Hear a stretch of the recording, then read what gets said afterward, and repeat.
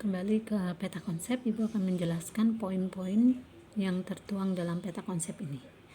Tanggal 9 Agustus, peristiwa apa yang terjadi?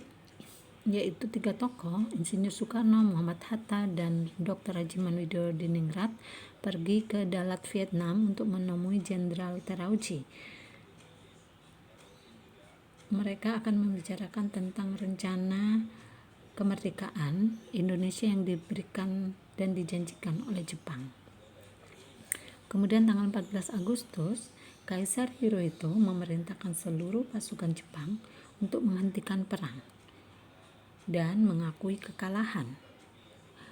Kemudian tanggal 15 Agustus, disinilah Jepang menyerah tanpa syarat kepada sekutu, dan peristiwa ini, kabar ini diketahui oleh salah satu tokoh golongan muda, yaitu Sultan Syahrir.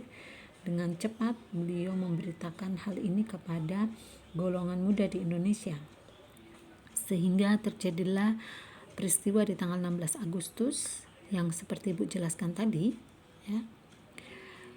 Akhirnya pada dini hari, setelah tokoh golongan tua Ahmad Subarjo berhasil membujuk golongan muda, dini hari Insinyur Soekarno dan Muhammad Hatta dibawa lagi ke Jakarta menuju rumah Laksamana Muda Maeda, yaitu tokoh Jepang yang berpihak kepada Indonesia. Insinyur Soekarno dan Muhammad Hatta sudah berusaha menemui Jenderal Nishimura pada tanggal 16 Agustus ini untuk meminta kemerdekaan, tetapi Mayor Jenderal Nishimura tidak menginginkan kemerdekaan itu. Akhirnya segeralah pada tanggal 16 Agustus dini hari itu hingga pagi dirumuskan naskah proklamasi oleh ketiga tokoh. Siapa saja ketiga tokoh itu? Beliau adalah Dr. Andes Muhammad Hatta, Insinyur Soekarno, dan Ahmad Subarjo. Kita tahu naskah proklamasi ada 2 paragraf. Paragraf pertama itu dirumuskan di atas ide dari Ahmad Subarjo yang berbunyi, kami bangsa Indonesia dengan ini menyatakan kemerdekaan Indonesia. Paragraf yang kedua adalah ide dari Dr. Andes Muhammad Hatta, yaitu hal-hal yang mengenai pemindahan kekuasaan dan lain-lain diselenggarakan dengan cara seksama dan dalam tempo yang sesingkat-singkatnya.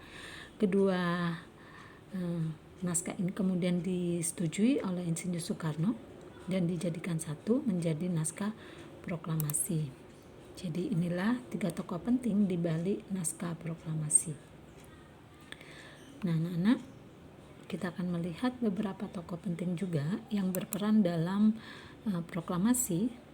Ini adalah Laksamana Muda Maeda yang memberikan rumahnya untuk penyusunan naskah proklamasi, dan ini adalah Sayuti Mele yang mengetik naskah proklamasi, dan ini adalah Soekarni yang mengusulkan agar naskah proklamasi ditandatangani oleh Insinyur Soekarno.